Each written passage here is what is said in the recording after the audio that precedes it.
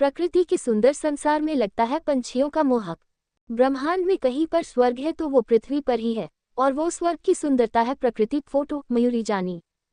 ब्रह्मांड में कहीं पर स्वर्ग है तो वो पृथ्वी पर ही है, और वो स्वर्ग की सुंदरता है प्रकृति। ये पेड़ पौधे जो हमें निरंतर प्राणवायु प्रदान करते हैं, छांव, लकड़ी, फल, अनाज, औषधि इत्यादि देते हैं। फूल, जिससे मानव जीवन में कई प्रकार की सजावट करने की एक प्रणाली रही है और भगवान को अर्पण किए जाते हैं। झरना, नदी, झील और समुद्र हमारी पानी से जुड़ी हुई जरूरतों को पूर्ण करते हैं। भिन्न भिन्न प्रकार के छोटे जीव जंतु एवं वन्य पशु पंछी की प्रजातियां भी ये सृष्टि की विशेषता है। ये वीडियो विज्ञापन हटाएं। ये हरियाली, जीव और पशु पंछी नहीं तो ये प्रकृति नहीं, और प्रकृति नहीं तो पृथ्वी पर स्वर्ग नहीं। ये प्रकृति और उसके साथ जुड़ी हुई सारी चीजों के रंग हैं ही इतने सुहाने कि किसी को भी मोहित कर देते हैं। अगर किसी को ये प्रकृति की सुंदरता पसंद नहीं तो समझ लो वो इंसान क्रूर है। मुझे बचपन से ही प्रकृति की विभिन्नता पसंद है। पक्षियों से कुछ ज्यादा ही लगाव है। वो रंग बिरंगी, उड़ते उछलते, कलरव करते हुए पंछी मुझे बहुत आनंद प्रदान करते हैं। जैसे कई देर तक पंछियों को देखते रहना, उसकी गतिविधियों का निरीक्षण करना और हो सके तब तक उसका पीछा करना मुझे अच्छा लगता है।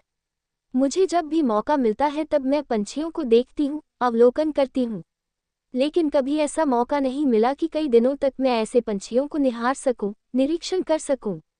कोरोना वायरस से फैली हुई महामारी की वजह से रचे गए लॉकडाउन ने मुझे ये मौका दिया। इस साल कोरोना महामारी की वजह से पूरे देश में लॉकडाउन था और सब लोग अपने घर पर ही थे। सब कुछ बंद होने से प्रदूषण में भी बहुत कमी आई और प्रकृति को तो जैसे उत्तम आनंद की अनुभूति हुई।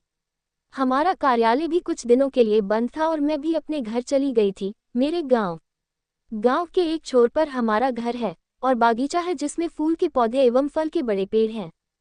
बड़े पेड़ होने की वजह से बहुत सारी चिड़ियां यहीं रहती हैं और हमने छोटे मटके रखे हुए हैं जिसमें वो अपना घोंसला बनाती हैं।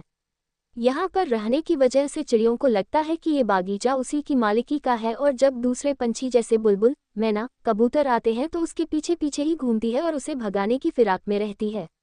शाम को सूरज ढलने के समय सारी चिड़ियां एक साथ चींची करके घर का माहौल चींचीमय बना देती हैं। लोग कहते हैं कि शाम को चिड़िया शिव शिव बोलती है और फिर अंधेरा होते ही सो जाती हैं, लेकिन वो शिव शिव नहीं बोलती। अगर आप गौर से देखेंगे तो पता चलेगा कि पेड़ पर जगह पाने के लिए एक दूसरे से झगड़ा करती हैं और चींची करती हैं। लॉकडाउन के शुरू में इतनी गर्मी नहीं थी, लेकिन कुछ दिनों के बाद गर्मी में काफ़ी बढ़ोतरी हुई। कड़ी धूप की वजह से खेत खलियान से पंछी गांव की ओर आते हैं और हमारे बागीचे में पेड़ की छांव में अपना समय व्यतीत करते हैं। छांव के साथ साथ बागीचे में पानी, खाने के लिए दाने और पेड़ पर लगे फल भी मिल जाते हैं। पंछियों को उससे ज़्यादा और क्या चाहिए।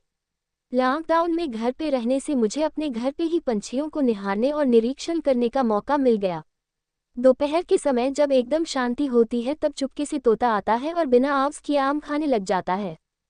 वो भी आम की छाल, फल का ऊपरी आवरण निकाल कर।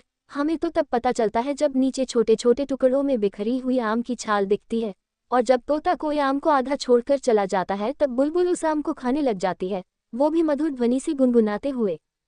सुबह जब धूप सख्त होने लगती है तब कुछ बया पक्षी का झुंड बागीचे में आता है और फिर शाम तक रहता है।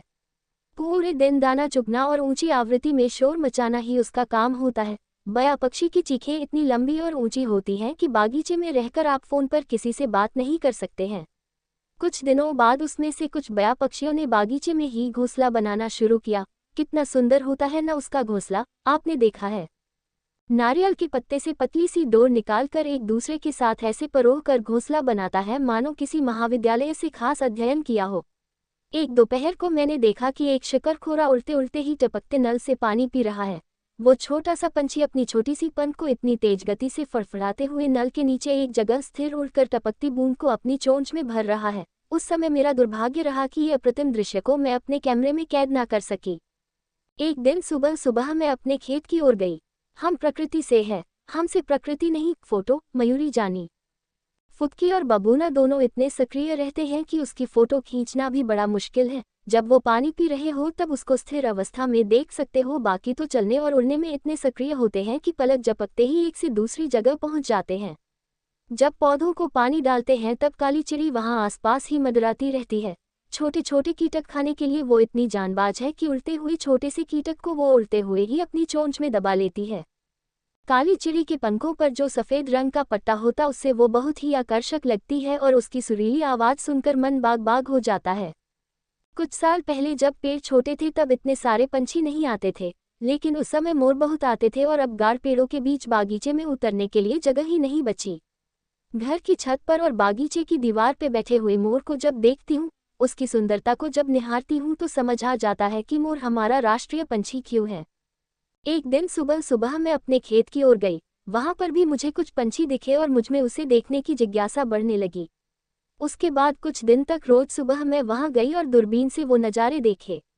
खेत से थोड़ा आगे जाते ही गोचर जमीन आ जाती है जहां किसी का खेत नहीं है। घास का मैदान है, बड़े पेड़ और एक तालाब है जहां पर मैंने कई सारे पंछी देखे। नीलकंठ वो उड़ते हुए इतने रोमांचक गोते लगाता है जैसे सेना का हवाई जहाज हो। चातक, जिसका वर्णन पुराने हिंदू साहित्य में भी किया गया और गुफा चित्र में भी देखा गया है। चातक के बारे में कहा जाता है कि वो पानी पीने के लिए बारिश की राह देखता है। तीतर, ये ज्यादातर घास के मैदान में पाया जाता है और उसका रंग भी जमीन जैसा होता है। भारी शरीर होने की वजह से पहले भागता है, फिर सही रफ्तार आने पर टेक ऑफ कर जाता है। और भी कुछ पंछियों को वहां घास के मैदान में विचरते हुए देखा, जैसे कि पतेना, कूप, छोटा बसंता, टिटहरी, घरगोतली, शिकरा और कटफोड़वा। वहां जो तालाब है उसके आसपास तो जैसे पशु पंछी का मेला लगा हुआ ऐसा ही माहौल था। गाय, भैंस, नीलगाय वगैरह तालाब में पानी पीने और आसपास घास चरने आते हैं और चरते हुए पशु के आसपास उड़ते कीटक खाने कई पंछी मंडराते रहते हैं। मैना, बगुला, पतेना वगैरह तो गाय की पीठ पर बैठकर सवारी का आनंद भी उठाते हैं और कीटक भी खाते हैं। वहां तालाब में और भी पंछी देखे जैसे कि भारतीय भूरा बगुला, गुरगल, बतख, दसारी, पनकौर, टिटवारी इत्यादि। लॉकडाउन में मैंने इसी तरह कई सारे पंछी देखे, उनकी आवाज़ें सुनी और उनकी गतिविधियों पर ध्यान दिया। बहुत सारे पंछियों को अब मैं देखकर या उसकी आवाज़ सुनकर तुरंत पहचान सकती हूँ। मेरा ये लॉकडाउन तो पंछियों के साथ एकदम सुकून से पसार हुआ और पंछियों के प्रति मेरा लगाव बहुत बढ़ गया। मैं अपने शब्दों को विराम देते हुए यही कहना चाहूंगी कि आप सब भी प्रकृति के प्रति रुचि बनाए रखें और पेड़ पौधे लगाएं। मयूरी जानी वर्तमान में नेशनल इनोवेशन फाउंडेशन गांधीनगर में प्रोजेक्ट एसोसिएट के रूप में काम कर रही हैं। ये श्रृंखला नेचर कंजर्वेशन फाउंडेशन द्वारा चालित नेचर कम्युनिकेशंस कार्यक्रम की एक पहल है। इसका उद्देश्य भारतीय भाषाओं में प्रकृति से संबंधित लेखन को प्रोत्साहित करना है। यदि आप प्रकृति या पक्षियों के बारे में लिखने में रुचि रखते हैं तो से संपर्क करें। ये लेखक के निजी विचार हैं। आलेख में शामिल सूचना और तथ्यों की सटीकता, संपूर्णता के लिए अमर उजाला उत्तरदायी नहीं है। अपने विचार हमें पर भेज सकते हैं। लेख के साथ संक्षिप्त परिचय और फोटो भी संलग्न करें। खबरों को बेहतर बनाने में हमारी मदद करें। हेलो फ्रेंड्स, आज का वीडियो यही तक है। आशा करता हूँ कि आप लोगों को यह वीडियो अच्छा लगा होगा। हमारे वीडियो को लाइक कीजिए, सब्सक्राइब कीजिए, शेयर कीजिए, कमेंट कीजिए, फॉलो कीजिए, लाइक कीजिए। जय हिंद, जय भारत। अगला वीडियो में सेवा करने का मौका दीजिए। फिर मिलेंगे फ्रेंड, तब तक के लिए गुड नाइट।